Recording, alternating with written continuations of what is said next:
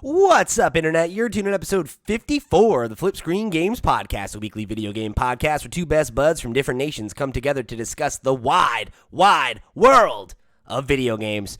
I'm your host, Pete Bessie, joined as always by my very good friend and co-host, Mr. Steven Radford. Hello, hello. Hello, Steve. Welcome back. How you doing? I'm really good, thanks. How about you? You know, I gotta say, I'm doing pretty good. All right, you know, we got a fun show ahead of us. It's a light news week, and you know, God willing, we're gonna finally check in on our predictions and what we've been playing for the last 4 months, because I don't even remember the last time we did it. So, with that in mind, pretty exciting stuff. You know. Watch us then talk about the start screen topic for a good 50 minutes, like we always do. Challenge accepted. Meant to be an icebreaker, but we end up talking about it forever and ever anyway. You know, that's the thing, Steve. You know, as a host, I run into this situation pretty often, right? Where I'm like, okay, this segment's over, let's move on. And then you or Chewy are always just, wow, but however, I could talk for 20 more minutes. And then you get me started on something else. How it is. You just push the blame onto your co-host. Yeah, that's what you always do to me. I figured, okay. I thought that was what we did here. Yeah. Well, anyway, we've got a good one for you. I'm excited to jump into it. And before we get into that start screen, let me just remind you that this episode of the FlipScreen Games Podcast is brought to you by our Patreon producers for the month of August. They are, of course, Christian Oliveria, Christopher Valenz, Gabriel Hasselmeyer, aka Asobi, Mary Berry, Smokey Shake, Wakahula, and Zaid Ida. Thank you all so much for your support over on patreon.com/FlipScreenGames. Y'all are the realest of the real, and we appreciate your support of this and our sister programs. Thank you so much. If you want to show your support, just like they did, you can head over to patreon.com/FlipScreenGames, where you can get a bunch of perks and goodies. You can become a Patreon producer. You can get access to our Patreon exclusive podcast, One More Thing. You can get this podcast and our sister shows, Nintendo Noise and the Steam Deck podcast, a day early. Just what an incredible value. It's amazing. It's, of course, the best way for you to go above and beyond and show your support. We really appreciate it. But if you don't have any money for us, that's all right. There's a bunch of other ways that you can get involved. Head over to flipscreen.games. That's our website where you will find links to all of the places we are all over the web. You can find links to our sister shows. You can find links to our second YouTube channel where you can go find archives of all of our Twitch streams. You can go to our Twitch channel, wherever you choose to go, however you choose to get involved, wherever you go for your content from us. We appreciate you tuning in and being part of the community. Thank you so much. So, let's jump into the start screen. Microsoft has finally come out and admit that the Xbox One was just a big old failure. Just a big stinking flop, okay? PS4 just ate its lunch. And, you know, everybody likes to say, I'm a real Sony pony, a Sony fanboy, you know, and I'll tell you what. Today, it's true, because it looks that way. Goddamn, PlayStation 4 just beat the shit out of the Xbox One. Insane. Absolutely insane. Okay? And we all know the narrative now, right? Xbox, like a phoenix, rising from the ashes. Just a week ago, on One More Thing, I believe that we said that it was the best console on the market right now, the Xbox Series X. So, call me what you will. But I'm not sure that's exactly what we said. I think the question was Xbox or PlayStation. No, Steve, you keep conflating. There's two questions. There were two questions. There's one that's what's the best console, and one where you just pick one or the other. And I said, I think the Xbox is the best console. Oh, yeah, I remember. And we asked these same questions to Sierra and Chewy on our 1-year celebration stream, we did. Which you can check out on our new YouTube channel, FlipScreen Live. Link will be in the description, so make sure you go check. Oh, my God. Oh, he's freezing on me. Where'd you go? You back? I'm back. Okay, good. Yeah, well, what Steve was saying was go check out that other channel. We got a link in the description down below. So, my point being, say what you will, right? Call me what you want to call me. I was right about the PS4 being the superior console last generation, and we all know it, okay? That's just the facts, okay? And it's not about console loyalty. It's not about a console war. You gotta be honest with yourself, okay? You gotta be honest about who's bringing the fire right now. Last generation Xbox didn't have it. This generation, they got it. They're in. What were you gonna say? You were gonna dunk on him about TVs. Go ahead. I was gonna say, if you wanted to watch TV, then the one to get was definitely the Xbox One at launch. But I don't know. I think it's also worth taking the source of these claims into account, right? Like this comes from a court document that Microsoft had to deliver to Brazil's regulator, called CADE, which is the Administrative Council for Economic Defense, and they're currently investigating the Activision Blizzard acquisition. So it's kind of in Microsoft's favor to make themselves look like they did really shit and they're not the market leader, and that there's no harm to the market or competition or anything if they acquire Activision Blizzard, and it's not going to be a monopoly because look, Sony did double the number of console sales than we did. Right. So you got to take that into context a little bit when they report these figures, but they're obviously legitimate figures. Microsoft aren't gonna lie to the regulator in Brazil. That'd be a great way for them to kill this deal. It really would be, but it puts their sales figures at around about 58.5 million units, which, my God, that's like dismal. And for comparison's sake, Sony, as of March, is no longer reporting on PlayStation 4 shipments, so the official lifetime sales of that console are going to be locked in at 117 million. So it's actually a little bit less than half, which is rough. That is, and it speaks to, I think, and this is where I'm going to put on my Xbox fan hat, it speaks to how well they've righted the ship and turned things around, that it is the conversation is much different now than it was, 5 years ago, right? A couple years ago when we were still in the throes of the last generation. So the actual quote from Microsoft is pretty funny too. It says, Sony has surpassed Microsoft in terms of console sales and installed base, having sold more than twice as many as Xbox in the last generation.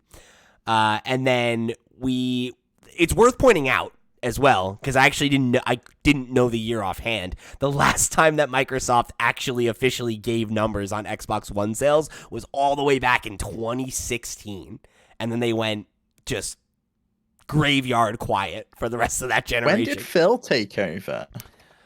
Ooh, I think it was before that, if memory serves. I feel like he was 2015. I feel like he was CEO by 2016. Yeah. Okay, let's have a look. See, because it must have been. It was definitely after he came in, obviously. 2014, late March 2014. Yeah. So So this was mid him trying to turn things around, or not mid, I guess, but you know what I mean. Crazy. I guess it was just obviously too embarrassing for them that they were just like, we're not going to report these figures anymore. Yeah, why do you want to report that you're in third place consistently, right? Like, especially when you think about the fact that the Switch came out, 2 years after Xbox, and it sold more than twice as many as well. Switch's current life sales are 111. I mean, Switch is an outlier because it's going to overtake the PS4 this year. Sure, but that's just insanity when you considering it came out 4 years later. Yeah, no doubt, but nobody's going to overtake. Nobody wants to bang their chest and be like, "Look, we have less than half of both of our primary competitors," right? Like, it's just not. It's not a good look. The only time you do is when you're acquiring a huge competitor, and you don't want to make it look like you're a monopoly. Well, and not for nothing. Really works in Microsoft's favor. Yeah, and not for nothing though, too, right? You also compare the then and now, and it's like, well, yeah, we can admit we ate shit last generation because we're doing fine right now, right? Like, the other thing is, we have a quote here from Amper Analysis, who said, Sony ended 2021 with PS5 cumulative sell-through reaching 17 million units, around 1.6 times the performance of Xbox Series sales, which looked to be about 11 million Xbox Series units, which is totally respectable. A 5 million gap is nothing, right? Like, that's oh yeah, absolutely. That's fine, that's so like, especially when you consider Microsoft owns the PC gaming market at the moment with Windows. Yeah, well, in that regard, sure. I mean, I genuinely think that is one of the reasons people don't buy Xbox. Is Yeah. because you can play their games on PC. I And think saying that they like own the PC market feels a little disingenuous because it's like Valve really owns it, right? Like, well, yeah, they do, the but OS wise, sure. the actual platform itself is Windows. Right. People are playing games on Windows. People wouldn't be playing the games without like technologies like DirectX, for example. And granted, stuff like Proton makes it possible for those games to translate over to Linux, but the majority of games aren't built natively with Vulkan support. They're built on DirectX. They're designed for Windows, and I think they benefit there, obviously. But as Microsoft CEO Satya Nadella said, that they've been the market leader in North America for 3 quarters in a row among next gen consoles, and Sony's really been struggling to meet demand with the PS5s, whereas because of the strategy with Series X and Series S, those chips that don't net the yield that they needed to go into a Series X, they can go in a Series S because it's a less powerful console. And so that strategy has really paid off because you can go and get a Series S, or you can get a Series X in some cases. Like I think Chewy said he saw one in the wild, just like in a shop. I know he saw a mini The fridge mini as well, fridge, which I yeah. picked up. If I see one of those in the wild, I'm buying it. I'll tell you what. I really wanted one, and I was just like, my God, it was like, I think it was 60 quid for one, for like a little mini fridge, or it was, I think it might have been more than that. And I was just like, no, for a little gimmick thing that I could fit 2 cans in, there's no way. I want it though. You know me. You all know how easy I am. To be honest, with your Diet Coke habit, it would be That's what I'm saying, Steve. It would be incredible for these podcasts. I could get 2-3 Diet Cokes in that son of a bitch. But when it came out, you were still recording in your kitchen. So you were like right next to the fridge. I could literally turn and grab one. That was the one upside, I'll tell you. You did on many occasions. I feel like you've probably missed that. I do. So, keep an eye out, everybody. If you see an Xbox Series X fridge, if you see something, say something to me specifically, but not to a cop. So last thing I want to, just to put a pin on this, right? Obviously, I came in a little hot. I'm poking some fun at Xbox. It's great to see this. I think this is good news for them, right? Like, obviously, consolidation of media is concerning. Xbox buying everybody up is not something I'm happy about. I'm certainly not rooting for them to continue gobbling up the rest of the market. But from a business perspective, right, like looking at this comparison, the narrative here is a lot more in Xbox's favor than it was last generation. And I think, PlayStation's still a clear leader right now, and I think the PlayStation brand is a lot stronger than the Xbox brand in terms of like the general population, right? Like we talked all about, there was the Sony earnings report, how they're one of the most recognized brands in the world. I think next to Instant Pot, I remember. So I think Sony and Nintendo still have a level of ubiquity and brand loyalty that Xbox doesn't quite match. But I think that by the end of this generation, we could really see that change, because I think... I feel like we saw that it could change back in the 360 generation. Sure. Everyone jumped ship from Camp Sony because the PS3 launch was delayed, and we all wanted the new hotness with the 360. Yep. And they got that install base in really early. And I think they would have held on to it if it wasn't for the Red Ring of Death. I really do. And I think it's absolutely dreadful Xbox One launch. I think that's the bigger thing. Like, I mean, think about it, right? Like, I don't like the Red Ring was a real egg on their face, but it didn't really stop. The Red Ring was the reason Sony was able to catch up in that generation. Sure, but it didn't really stop their momentum. Eventually outsell them. Like it did still sell well through the rest of that generation, right? Like it wasn't like that killed the 360. I think it more than anything, it was Xbox One and like just what bungle overpriced, and like the requirement for Kinect, the weird like DRM requirements, and just being laughed out the place at the beginning. Which now they explained it in that Power On documentary, and it actually kind of made sense. That it was like always on, and you could share it with a friend, even though you didn't physically need the disc in the drive. I would love that feature if I could take all my discs and register them to my account, and then never have to get up off the sofa to change the disc, but I still have the freedom and the flexibility to buy it from another retailer for a cheaper price or buy a used game. Like that would be a phenomenal feature now, but then no one's ever going to touch that again with a barge pole because it flopped so hard because they were unable to explain what it was. I think some of it was just that it was before its time. I think that's an idea that you could wrap your head around now, and back then you just couldn't. And I think that's part of it. But I also we all remember the meme, right? Like there was two very distinct memes that came out of the post-release narrative around those two consoles, right? Number one, here's how you share your games on the PlayStation 4. That video, right? It's Shuhei and I think it was Jim Ryan, and like they just passed the box back in. It's okay, yep, dunk. Point one, PlayStation. And then what was point two? Okay, PlayStation's presentation. They came out and talked for like 2.5, 3 hours, where they talked about, okay, we're going to talk about the system architecture. Here's why it's a perfect console for gaming. Here's how we ditched the fucking cell processor so it's easier to develop for. We bought Gaikai, so cloud is the future. Like, it was all just like, here's why this is the game console. I don't think Gaikai was a really good acquisition in hindsight. It wasn't. It was terrible. It wasn't. But at the time, you were like, oh shit, the promise of that, right? You thought you were going to get what Xbox is giving you now, like 10 years later, but whatever. Fair enough. But it was all like, here's why this is the box you want to play games on. It's $400, and then now we're going to do nothing but talk about games for the rest of this, right? Here's all the games that are coming. Here's the partnerships we have. Here's why you're going to want to play your third-party games here first, blah, blah. And it was like a very clear value proposition of this thing is $400, and it's going to fucking slap. And what was the Xbox's narrative from that the equivalent presentation? TV. And that was another one of those memes, right? The YouTube video of like every time they say TV in the Xbox One release present. And it was $100 more. They just, it was nail in the coffin. I really think that price was just the nail in the coffin because people are already just like, where the fuck's the games anyway? Yeah.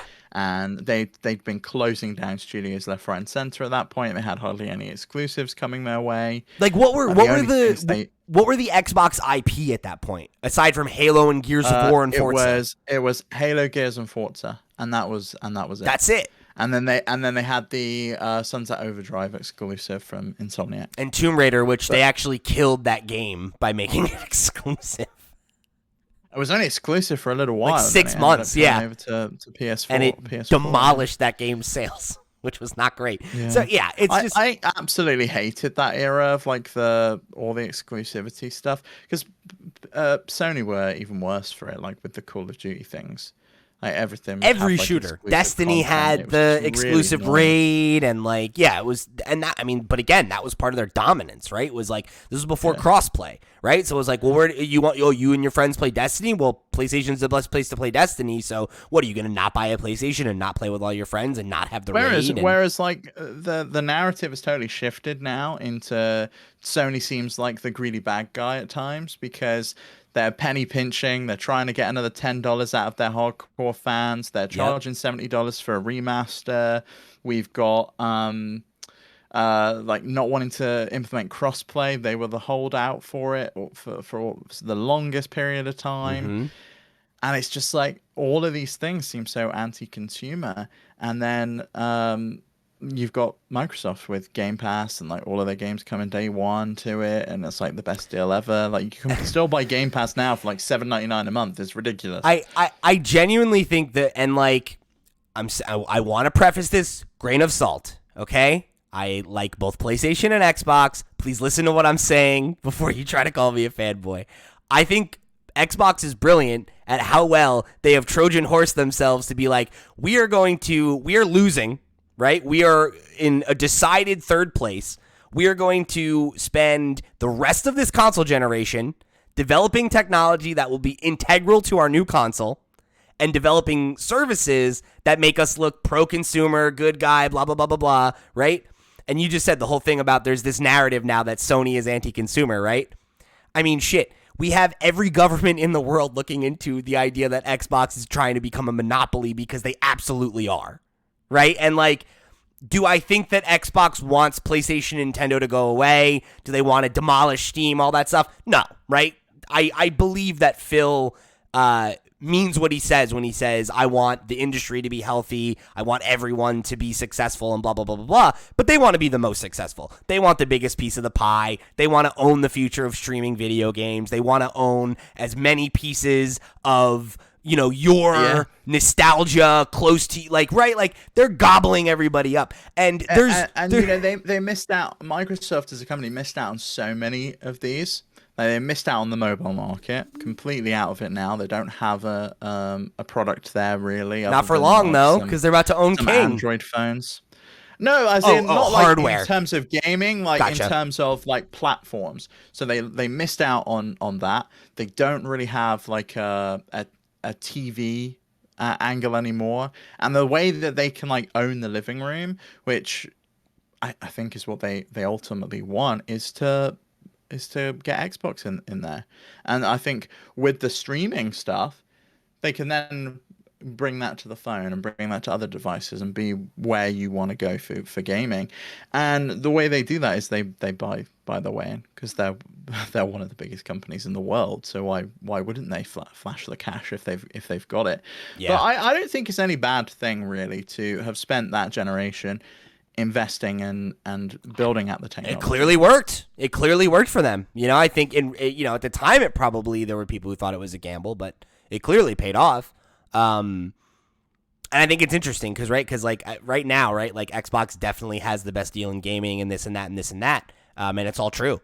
But it is funny that, like, I wonder how we'll feel in 5-10 years time from now if we'll look back and be like, oh no.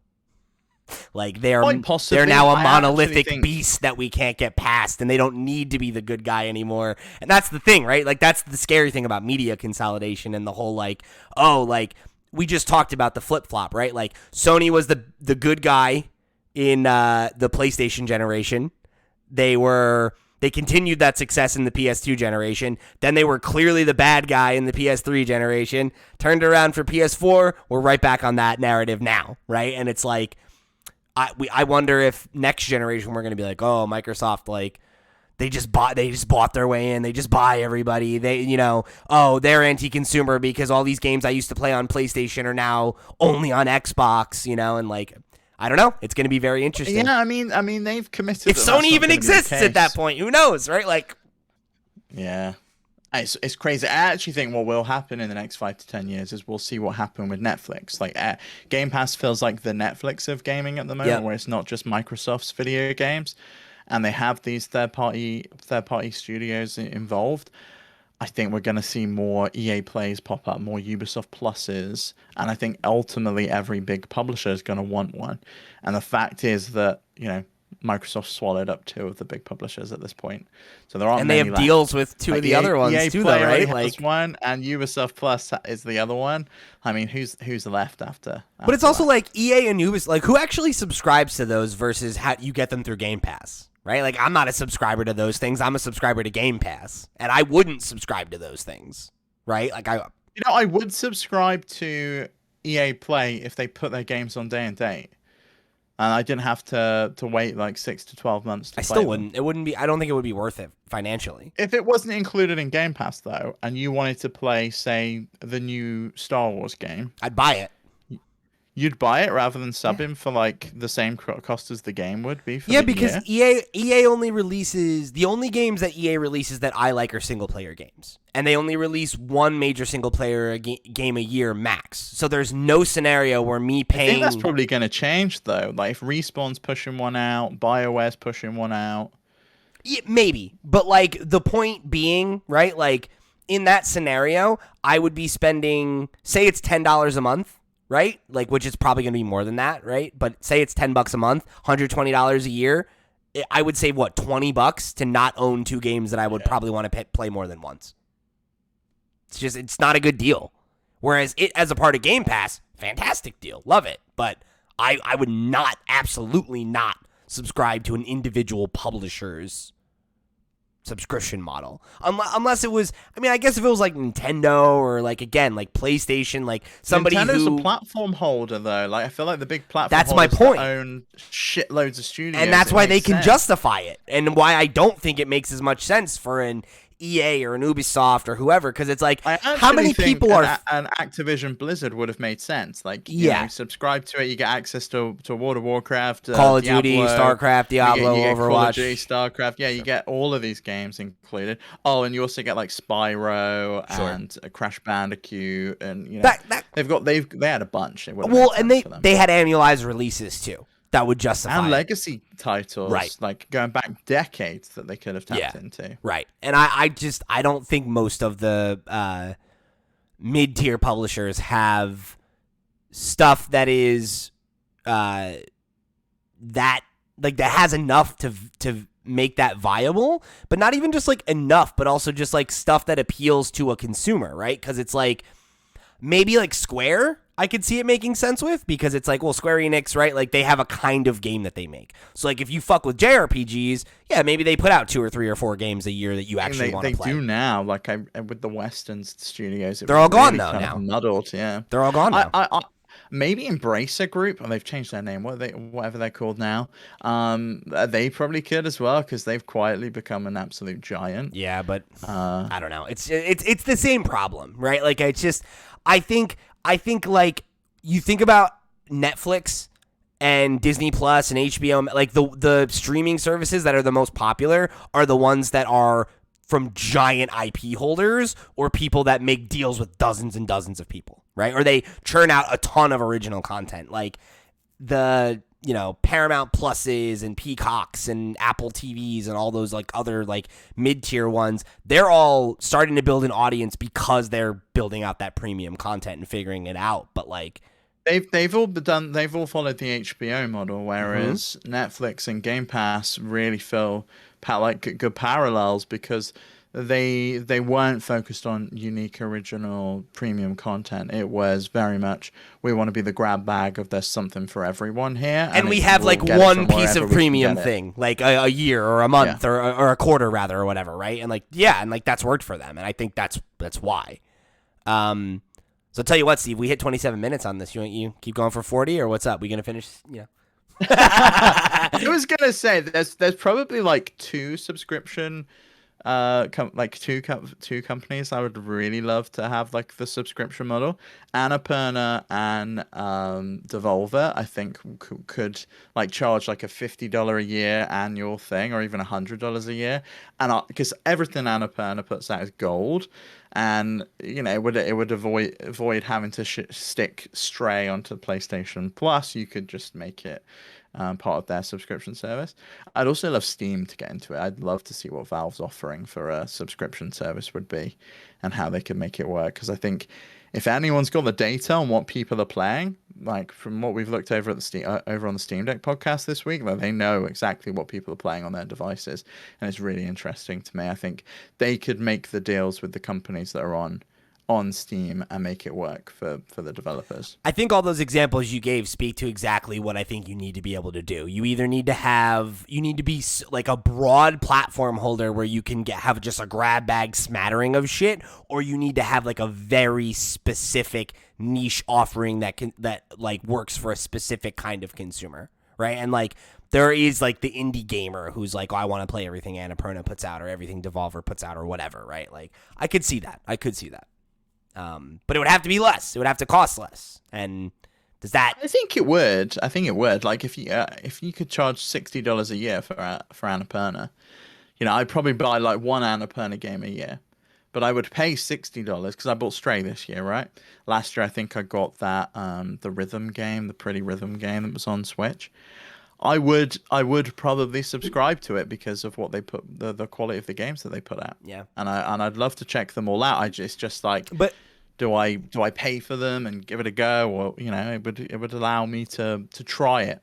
I mean, there's also the question though, is like, does that make sense for them right now? Because it's like, I bet you they make a lot of money making deals with Xbox and PlayStation to be like, oh, yeah, most definitely. You need a thing. Yeah. You need a thing to hang your hat on this quarter. Stray, 12 minutes, even though that didn't play out. And like I think kind of wild though that Stray was the thing that Sony launched their brand new subscription service with. Like that was the one game, a game from a small indie studio, rather than like one of their big titles. You'd think they'd want to come out with something from a first-party studio to chuck and launch with. No, because I think that isn't what they want to do though. Like that's not the model they're chasing, right? It's not like you don't get PlayStation Plus to get Sony games day and date or whatever, right? Like it's like you're paying for access to the library, right? And we'll see how well that works, but that's like they don't want to do that, and I think that makes sense, right? Because like they treat their games like premium products in a way that and I want to talk about this on the Steam Deck podcast this week. So I'm gonna put a pin in the conversation here because I cannot rack my head around the fact that I can buy Spider-Man for $40 on Steam, but it costs $70 on PS5. It doesn't, though. It doesn't, and you got to stop saying that. That's disingenuous. It doesn't cost $70. It as part of the Miles bundle costs $70. That's not analogous. It's going to cost you $120 to get those same two games on Steam. Forget Spider-Man then. God of War will cost me $70. Yes. It's $40 on Steam. Makes no sense. I cannot get my head around it. Wait. No. God of War like 2018? Yes. That doesn't cost $70. That costs $60. 60 plus the upgrade fee. Is there an upgrade fee for with the God PS5 of War? version? I'm not sure, but I don't think there strategy. Like, say for example, I got then Death Stranding, which I know they publish on the Steam store because it's down as one of Sony's games. Same deal again. Same thing again. It's cheaper on PC than it is on their own platform, and I cannot figure out why that's the case. I think it's. Yeah, I think it's interesting because like I don't think there's a good one-to-one example yet. I think it's going to be Returnal will be the one, right? Because if Returnal comes out it's the next one is Uncharted, the Legacy Collection. Even that coming though, this year. That's not a PS5 thing, right? Like that came out on PS4, and you no, not the new collection. The new one was PS5, right? It's only PS5. Just the two games. Yeah, it's like for the first time remastered for next gen. It's like Uncharted 4 and Lost Legacy. Yeah, what's that called though? It's just those two. I think it's like the Legacy Collection or something like that. I forget. Because that's. And like the only other company that's going for the $70 is Square at the moment on PC. I can't find the name of this collection. Hold on, I'll it is the Legacy of Thieves collection. Got it. Okay. So I guess that'll be the thing, because that would actually be a game because all the other examples are PS4 games, so it makes sense that they cost less, right? And like Spider-Man has a weird upgrade path, but the other ones don't have a paid upgrade. So like Ghost would be a good example. Like if Ghost comes out on PC and it doesn't have a paid upgrade, that would be a situation where, okay, the Steam version is decidedly cheaper for the same specs or whatever, right? But like, I think with the PS5 specific games, they'll probably release them at $70 on Steam. Don't you think? I don't think they'll be cheaper. We'll have to wait and see, but yeah, we'll talk about that more on. Save it on Steam. Yeah, we'll talk about it on the Steam Deck podcast this week. I'm interested in that. That's a good. All right, Steve. So it wasn't 40 minutes, but 33 minutes. It would have been 40 if we kept going. If we didn't have another podcast to talk about stuff on there. I'm sitting there like, there's no way it won't happen. It couldn't happen. Here we are. All right, so. All right, we'll do a quick check-in on these predictions, I guess, and we'll see how we get on. We'll see if we make it to what we're playing.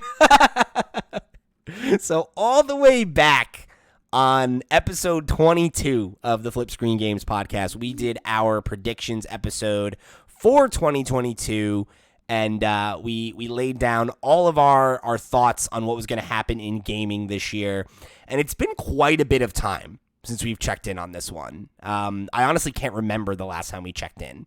And there's going to be a couple new things, I think, here that we'll definitely be able to update. So, oh yeah, there's some on here, yeah. As it stands right now, I have 2 correct guesses and 1 incorrect guess of 10. You got 1.5 correct so far. Because 5 is a half point for you. That is correct. You got Horizon Forbidden West releases on time, but God of War Ragnarok was not delayed. Is not so delayed. far. I don't think it will be at this point either. So I'm gonna for now give myself the red on. So let's just go through them. We'll go through our list and we'll see where we're at with them. So we each have 10. 9 are regular predictions. The 10th one is our risky pick. So that's a thing. No. We've got 10 plus a risky this time. Wait, really? Yeah, have a look at the list. Oh, shit. I'm looking right at it. You're right. I thought my 10th one was the risky. We both flunked on the risky pick. They're gone. I stand corrected. Unfortunately, I think mine is right, but it's a year off. And I'm really upset about that, but whatever. So we'll go through them. So, okay. So my number 1 is PSVR 2 will not be released this year due to chip shortages. I think I am definitely correct about that. I think you're correct on the will not be released this year. I actually don't think it's due to chip shortages. I think it's down to a number of factors. I don't think the install base for the PS5 is enough for them to launch the product yet. Maybe you could say that that's down to the chip shortage, but I also don't think the games are ready. I think they're way off. That might be true, but I also don't think you can say that that's not part of the equation when we just watched their closest competitor increase the price of their hardware because of chip shortages. Yeah, maybe. I don't think that was the real reason that Meta increased the price either, but that's, Oh. I think that's just what they're saying. That's the narrative, so I'm taking the point. If it comes around, it hasn't happened yet. They can still get it out under the wire, but I'm feeling pretty fucking confident about that one, I'll tell you what. Yeah, we haven't even got pricing at this point, so I think that's probably coming. That's probably right. a win for you. I bet you we might get it revealed by the end of this year, but I don't think it's not coming out. We've had the full reveal. We had like a big showcase on VR games. Yep. We just haven't had a price yet, and I don't think they want to tell us the price because it's a lot of money. Probably. Yeah, I think you're probably right about that. Number 2, I'm feeling pretty good about this one too. Xbox will not release new hardware at the end of the Xbox All Access due to chip shortages. That's another thing I need to think of as to what my Game Pass strategy is at the end of Xbox All Access, because I went that strategy. So I've got 2 months, 3 months. Yeah, November, right? You'll be done. Yeah, it's done. So I think I'm pretty confident on that guy too. Number 3, NFTs will be an extremely common talking point in gaming this year. They will be unpopular with most gamers and largely unsuccessful. Backlash or regulation/pressure from governments will cause traditional games publishers to get gun-shy about it in the latter half of the year. I mean, what the fuck? Call me Nostradamus, baby. Come on. I think you're half right. I don't think there was backlash or regulation pressure from any government about NFTs at this point. But the first half, no one fucking likes NFTs, and we were all talking about it. And I'm right that they got gun shy. They're not hawking them anymore, and everyone who did them backed off of them. That ended up being true.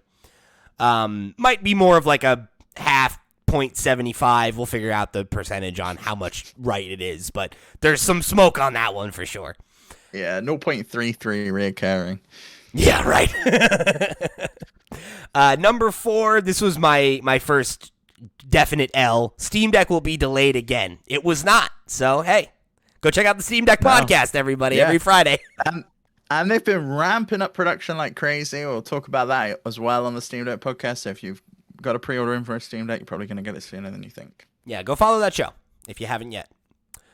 And hey, for those of you who tuned in for the first episode, thank you. It was a lot more successful than we were thinking. So thanks for coming out for it. Number 5, Horizon Forbidden West releases on time. God of War Ragnarok is delayed. I think that's going to be a half point for me. Obviously, Horizon hit the finish line. Seems like God of War is going to as well. I would be really surprised if it got delayed at this point. So I think I'm going to be getting a halfie on that one. Number 6, Sony will reveal their first new internal PS5 IP. Probably not. Nothing yet. Probably not. Right? I mean, could happen. Game Awards. Yeah, possibly. We got options. They did like a showcase as well last year, if I remember correctly, around November time, where we saw Forspoken and we saw Wolverine and stuff like that. So maybe we could get that, but I'm not so sure. And I do want to give the context here for those of you in the audience who are yelling that there is already an internal original PS5 game in Returnal. They did not own Housemarque when that game was developed, so it's retroactively internal. So that one's... plus like it's new for this year. Like Returnal obviously came out prior to the predictions. Yeah, but that was why prior to their acquisition. We did, and we prefaced it that way of like it has to be from another studio that we like. And if they announce a new game, that would then count because they're now in the family. But at the time, it was weird. Yeah, as long as it's a new IP, it's not like Returnal 2. Right. Okay. Number 7. Worldwide chip shortages will continue console droughts into 2023. Yeah, you can have that one. You can remark that one as green. That's an absolute definite. That one's correct. I feel like when it's never ending. Yeah. And I mean, I guess we'll see what happens. I know there's been some conversation about the fact that that's now kind of starting to turn the tide because like the crypto market is bottoming out. So there's like a lot less people buying up chips to farm cryptocurrency and stuff. So it's going to continue the droughts into 2023. Hopefully 2023 will be the year where we see it turn around. Hopefully. Yeah. Number 8, both Xbox and PlayStation will make at least one major studio acquisition each. That was correct. Xbox, of course, in the process of acquiring Activision Blizzard, and PlayStation acquired a couple studios, but Bungie being the big one. So if the Xbox one doesn't go through, does that half point? Yeah, no. If it doesn't go through, then it doesn't go. They didn't acquire them. You're like fingers crossed, praying that they get it across the line. You're like, come on, media consolidation is great. Just for this bet, right? Like, let's make the world a worse place so I can win this no prize. Okay, number 9, Rivet and Kit will be revealed. It's a Miles Morales style spin-off of Ratchet and Clank. I still want this too. I don't think we're going to see it though. No, I don't either. They've got too much on their plate over there. Yeah. Number 10, video games will continue to take over movies and TV. At least 2 critically acclaimed, certified fresh by Rotten Tomatoes adaptations will be released. Can you point me to a single one yet? Because Resident Evil flopped, Halo flopped. Sonic the Hedgehog 2 was successful, but I don't think it's certified fresh. So I don't think I'm going to get this one. Was it? Let's see what that was. What that came out as. 69% not certified fresh. Wait, what? How does it? What's the line? What does it have to be fresh? No, it is fresh. No, it's fresh. It's not certified fresh. Yeah. There's a certified fresh, which is what we agreed on, which is like the tomato that's like got the yellow behind it, and it's like says certified fresh. Oh shit, you're right. Yeah, it's not rotten, but it's not certified fresh. Certified fresh is 75% or higher. Son of a bitch. So you're so close with 69, but not quite there. That's a lot off though, actually. Like 5% is pretty big. It's not that close. I can't think of anything else that came out this year. Video game. Yeah. There was Halo, there was Resident Evil. Have we had like a new season of The Witcher? They've all just been shit too. Let me see if anything else came out here. Can you say Prey is a video game adaptation just because it's in the title? I mean, I guess based on the 2017 movie, nothing to do with Predator at all. I guess we could. I don't. Yeah. 92% rotten. That is rated fresh. And the fucking Mario movie got delayed. Like, yeah. Oh, didn't Uncharted come out this year as well? Yeah, it did. 41%. That was diabolical, apparently. Yeah, I think I'm fucked on this one, but that's all right. I'm not feeling super confident on this guy. Oh, Tekken Bloodlines out this week. It's coming to Netflix. Maybe that could. Oh, and the Dragon Age one comes out later this year. The Dragon Age one comes out, and all the Netflix ones have been good except for Resident Evil. So, maybe. Oh, God. Wow. I don't know what happened with Resident Evil. I was so excited about it. It's just fucking weird. It's like this high school drama. Folks hate it. Huh? Honestly, bizarre. Whatever. Don't get it. Okay, and then my risky pick. which I'll die mad about this because I'm pretty sure it's going to happen next year, is Naughty Dog will release The Last of Us Factions to coincide with the HBO series. The HBO series was delayed till next year, and they have revealed that Factions exists, and they're working on it, but it is seemingly coming out next year. So I think you can do this one as a normal pick next year, but there's no way I'm letting you have it as a risky next year. Oh, and I know. We've seen Factions now. I know. It was like such a good one. Like, so close. Like, I really feel like it's going to play out this way just 12 months later. But whatever. Yeah. Like, c'est la vie, right? So right now, I've got 2.5 points. I think I am going to end up with at least 3 more on this list. So I'm looking pretty good. Yeah, you're doing all right. I'm looking pretty good. So let's get to your list, Steve. You've got your 10. I know a couple of these have happened, so you're going to get some points on the board here. Yeah. So let's do it. Finally going to get some points. PlayStation Now and PS Plus will be combined into a single service, so that obviously happened. We got the new Point on the board, PlayStation Steve. Plus tiers, PlayStation Plus Premium. What's the other one called? Deluxe and I think it's standard, Essentials? deluxe, and premium. it's essential. It's essential. Essential, deluxe, and premium. Okay. Yeah.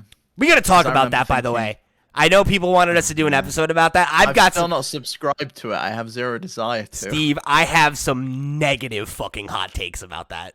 Oh, really? I really do. Yeah, I have at least one thing I really want to fucking give them the. And all you call me a Sony pony. I'm ready to tear them down on this one because they fucked up. I mean, how long's the hot take? You want to say it now while we're talking about the service? Okay, I'll say this. I'd like to talk about it at a greater length because I know people wanted us to do an episode of like if you should buy it or whatever. They fucking lied about what is on that last tier. The marketing of it was that will be where all the retro games are.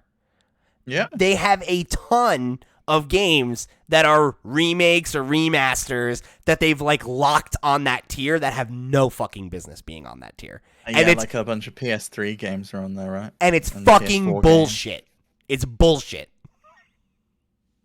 That's all I have to say about that, all right? There's some games on that list. It's like, what are you kidding me? You're putting this on the retro list? Get out of here. That should Just be wait till on the Tony second Hawk tier. remake gets onto the retro list. Oh, God damn it. They probably will do that. That's probably what they will do, Steve. I'm telling you. It's nuts. It's nuts.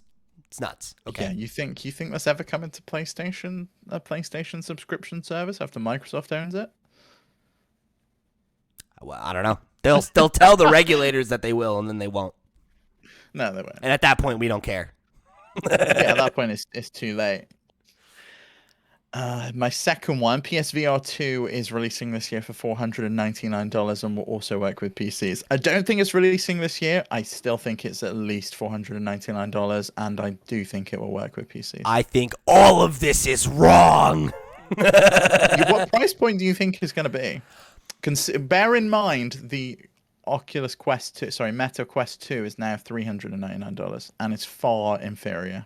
I think $500 is actually a pretty good price point. I'm kidding on that one. I think that makes sense. I don't think it can be more than that, and even though it probably should be. Then it's more expensive than the console. And right. Everyone's just like, what the fuck? No one's going to do that. It costs more than the console. So the question is, do they charge this? Do they charge $500 knowing that it's a premium product and being okay with the fact that that limits its audience? Or do they try to make it more budget and hope that that will make them the de facto choice? I think it's that it has to be $500 because even then I think they're going to make a loss, and making it work with PCs is a way to sell more units because I don't think many PS5 owners are really that interested. I've actually come around on the idea of it working on PC now as well, considering how much movement they've made. I'm not sold on the idea, but if that comes out and you're right about that, I think excellent reading of the tea leaves on your part. I think there's an argument to be made there for sure.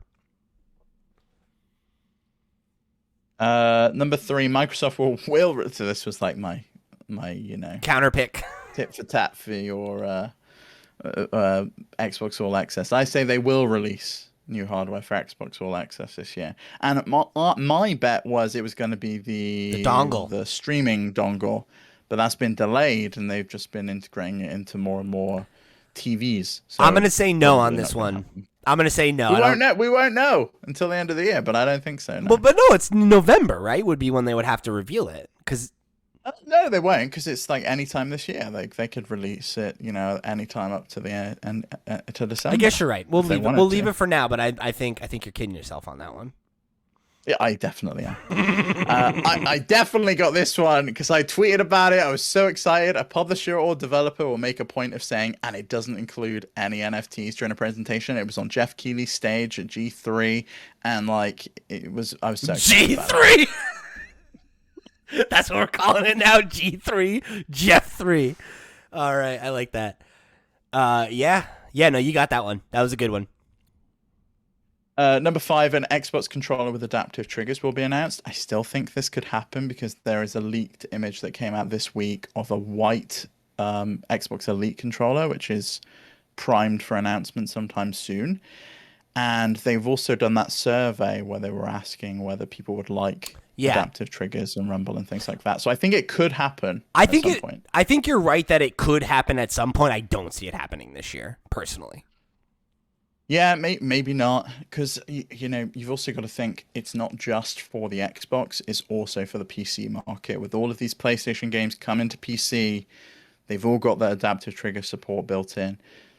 You want to make sure that your controller supports those features. I really think at some point we're going to get it, but yeah, I think 2022 might be a little bit too early for it. That could also be maybe a possibility for Xbox All Access. You get a controller, you get a dongle, and away you go. But we'll see. Number 6, a new Astro game will be announced. I don't think this is. I think if you were gonna, it would have happened with that Yeah. VR2 sizzle reel where they showed off new software. I think it's safe to say this one probably ain't happening. Number 7, Horizon Forbidden West will be available on PC in 2022. This was, frankly, the fact that you didn't make this a risky pick, I think was the craziest decision that you made. Yeah, maybe. I mean, I thought my risky pick was crazy, but apparently not so crazy. Your risky pick was a funny one. Oh, that's a good one. Yeah, because it was literally a week later. But I don't know that it was that risky, considering how close we're getting with timeframes to games being released. Like Miles Morales is coming to PC this year. We've also got that. We've also got that collection, the Uncharted collection, which only came to PS5 this year. So it's the same year it's coming to the PC. Yeah. I'll give you that one. I think that's a little different because it's a remaster and like it's not a 1-for-1, right? But like the two examples with Miles and Returnal, they're quick. Don't get me wrong, but it ain't a year, right? Like it's like a year and change, right? Or it's like exactly a year in like the case of Miles, almost maybe like 13 months. The fact that you thought that game was going to come out in February and that we would see it on PC in the next 10 months, I think is aggressive. That is a bullish prediction. And I think they're going to get quicker and quicker now they've got Nixus on board.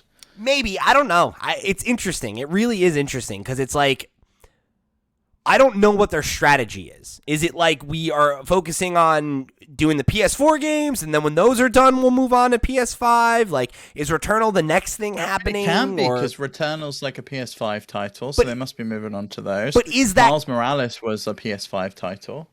That one, I guess think... that was cross-gen. That, I think, also has more to do with the fact that Spider-Man is coming, right? So it's like, okay... Spider-Man's coming. We've already done the legwork to put that on PC. How much harder is it to take a game that's in the exact same engine and put that on PC? What about Last of Us Part 2 remaster? Well, The Last of Us remaster, sorry, Part 1. It's got to be soon, right? It's got to be the first one, probably. You think that'll come first? PS5 game. I mean, that is they've already confirmed that it's in the works for PC. Mm-hmm. It's a PS5 exclusive title, so that could be the first PS5 exclusive title. I don't know, because Uncharted was one of the first games announced for PC, and it's still not out. Unless Returnal comes first. Spider-Man came out of nowhere. Yeah, but then it's also you go back and it's like, well, how many old games are there that aren't on the list? Like Bloodborne, like everybody wants Bloodborne on PC. Like when are we getting that one, right? Like or even like Demon's Souls. Why are you not bringing Demon's Souls over? Elden Ring's like the hottest thing of the year. You could bring Demon's Souls over. People want another Souls game to play on PC.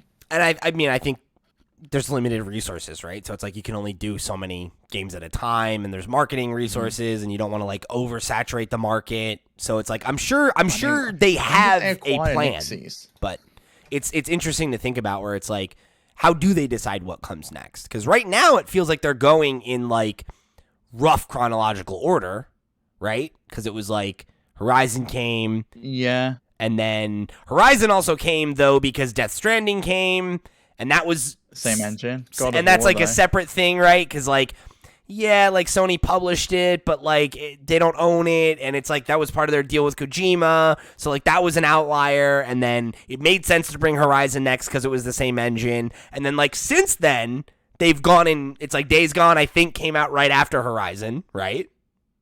Or ish. I'm having a look now. So Horizon came out in August 2020. Days Gone was May 2021. Right. Then it was God of War, and then it's obviously Spider-Man. That's the order they're releasing on PC. Okay, and that was the order on PS4 as well. Like Days Gone came after Horizon, but it didn't. It came after Horizon, but it came in. Apparently, it came out in 2019, which means Spider-Man and God of War both came out before it. They were both 2018. So they're jumping all over. God of War only came to PC this year. Very weird. I mean, it could be a resources thing, right? That we need something for the Santa Monica team to work on while the other half is finishing up the God of War Ragnarok. But they bought Nixies last July, and within 1 year they're putting out 2 Spider-Man games on PC. Like that studio knows how to port games. It's interesting. I still don't think we'll see any games come out the same year. I think about a 1 year timeline makes sense to me. Maybe 12 to 18 months. I think we'll see one at some point. I really do. I also think we could see a day and date title if PSVR comes to PC. I do think we'll see VR games come day and date to PC. If it works on PC, I would agree with you. But I'm talking more about like the AAA PS5 marquee experience. I feel like that they're gonna want to have it be a system seller for at least a year before they open it up to a wider audience. That's my read on it right now, but who knows? I mean, you've been right about a lot of your predictions when it comes to like what PlayStation wants to do in the PC space and how they see that as part of their path moving forward. So who's to say? I don't know. Maybe they are going to try to move away from the like focusing on console thing. We shall see. Yeah, it's crazy. You know, it's new ground that they're breaking, but we'll just have to wait and see what they do. For sure. Number 8, and I think I should at least get half a point for this, if not a whole point. Nope. Activision Blizzard will unionize because obviously Raven Q&A team at Activision Blizzard's unionized. That doesn't count. I think it does count. No, it doesn't. And now they're not the only team now that's unionized at Activision Blizzard. I'll open the conversation of giving you a partial point, but you cannot get a full point for a QA team unionizing. That's not even a studio at Activision Blizzard, and you said Activision Blizzard will unionize. That is a totally different fucking thing, and you know it. Like, that is... I think I should get something, though. I'm definitely open to having a dialogue about what percentage of a point you should get. Okay. But I don't think there's any universe where you get a full point for this one. That would be, I think, really generous for you to have a subset of a studio unionized. Oh, that counts. No. It's not even the whole team at Raven. It's just the QA testers. Eventually, I think it will be the whole team, though. I really think as soon as like someone starts unionizing and we start seeing the contracts that delivered from the collective bargaining, it's going to fall like dominoes. Everyone's going to be like, yeah, this is what we should be doing. I hope you're right. I could also see Xbox really exerting pressure if that starts to happen. And like, I know Phil has said he's open to it and they're going to have conversation with these folks, but union discussions break down all the time, and don't think for a second that management wants workers to unionize, right? What's good for workers is bad for management. So, Xbox would definitely be happier to not have any of their employees as part of a union. So we shall see. I hope you're right. I really do, because I think the video game industry needs unions so badly. Developers need to be able to collectively bargain to protect their interests and not have them be abused, right? 100%. But it's tough. I mean, pro-union sentiment is at an all-time high, is a 60-year high in this country right now. So if there's a time for it, now's a good time. So fingers crossed, baby. Number 9, Half-Life Alyx will come to consoles. I do not think this is happening because I do not think PSVR 2 is coming this year. When it does come, I think it will happen. I agree. Especially considering it will at some Portal point. came. Yeah, especially considering Portal came to Switch this year, which was a real surprise. It's just weird. Really weird. And then number 10, people will say Cyberpunk 2077 is finally good after the next gen release and will have a redemption arc like No Man's Sky. I don't think this happened. No. Some people did. I had some people say to me that it was always good. But I don't think it really was. No.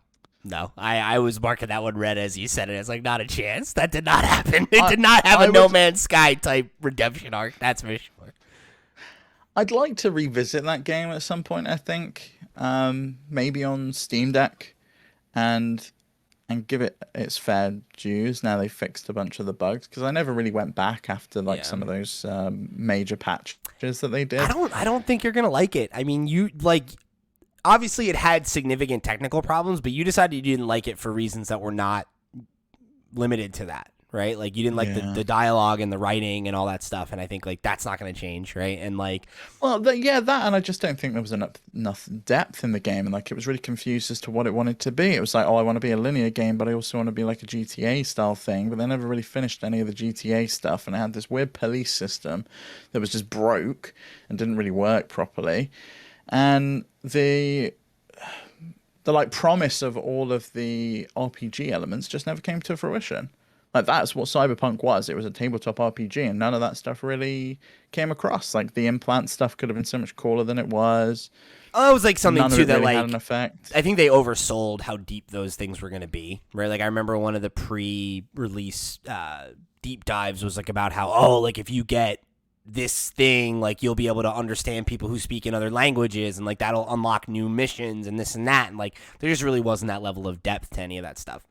I think what we all wanted it to be was you wanted it to be a Fallout, an Elder Scrolls, that kind of big open world with that level of depth. Or a Witcher 3, which I think is what everyone expected from that studio. And it's just, it didn't come together like that. And I finished the game, right? I can definitely pass full judgment on it. And yes, it had technical problems for sure. But that stuff didn't really bother me as much as just the game itself. I think it's a very bordering on fine game. I think it's a real 6.5, 7 type range experience, and I could see why somebody would like it more than that. But for me, it was a middling technical achievement mixed with I was just this. The story was rough. It was good sometimes, but sometimes it was really bad. And I just, dialogue-wise, I really could not fucking stand Johnny Silverhand. Oh, yeah, I hated that man so much. Nothing against Keanu Reeves. I think he worked with what he was given. I don't think he was the reason it was bad, but I just thought that character was fucking insufferable. And he's just with you the entire game. And it's just... I liked some of the other supporting characters a lot. I liked Panam. Panam's in Outer Worlds. Shit. What's her name? Can't think of it. She lives with the Marauders. She's cool as hell. I forget. Is she the one that runs to the garage, the mechanics place? I liked her a lot. Yeah, and Judy I liked as well. So there were characters in the game that were cool, and there were moments that I liked, and that I wouldn't have finished it if I didn't like it at all. But I think aside from the controversy, that's a game. I think if it had come out and it was more functional, I think it's a game that would largely be forgotten to history. In a couple of years, it'd be oh yeah, that was a pretty good game. I think that's about the best you could say about it. And yet, apparently DLC is still on the way.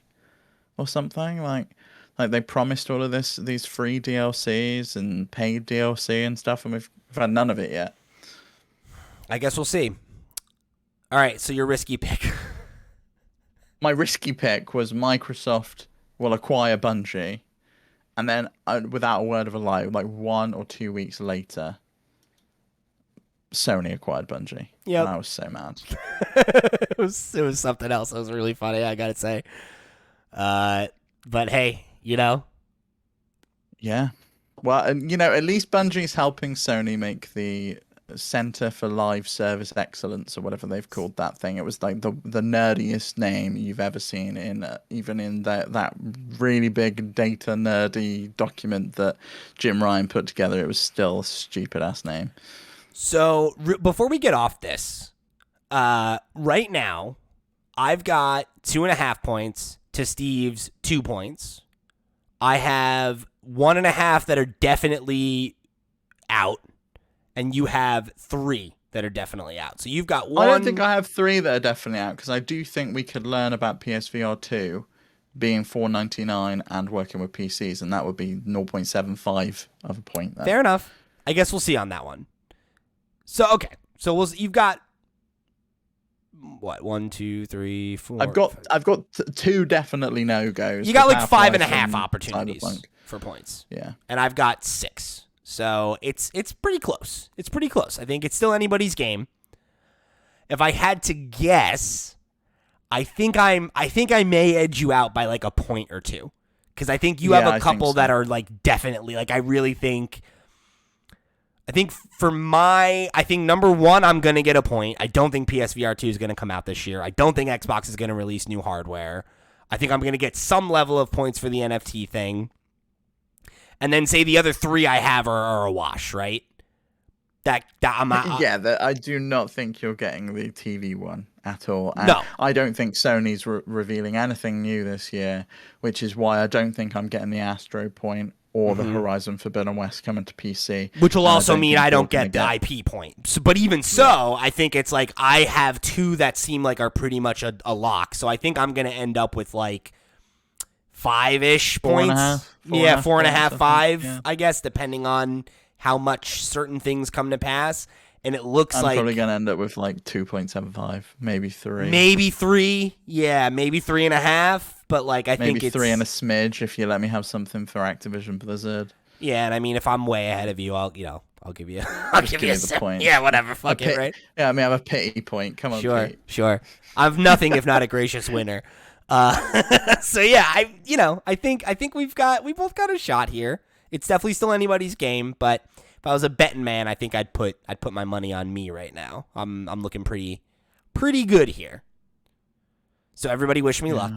Let's run this back. No, come on. You've got to back the dark horse. No, you don't though. Double W's, everybody. And the underdog. So everyone come and back me. Here's the thing though, right? As much as it is fun to root for an underdog, right? Everybody loves a Cinderella story. It's also fun to be on the winning team, right? So if you want to be a bandwagon fan and come and get on the bandwagon now that I'm already a winner and it looks like I'm going to win again, hey, that's cool, right? Like somebody's got to root for double W's. Let's do it, Let's run it back, everybody.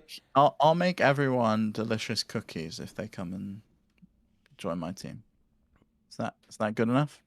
Do you guys really what have you got? Okay, well here's what I'm gonna say to you. Here's what I'm gonna say to you, listener.